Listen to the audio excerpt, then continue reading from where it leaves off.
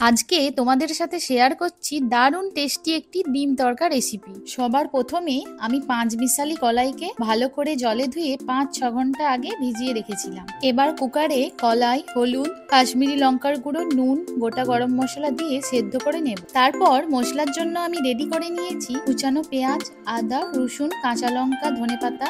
তাছাড়াও অল্প পরিমাণ রসুন কুচি আমি সরিয়ে রাখবো, এটা পরে কাজে লাগবে।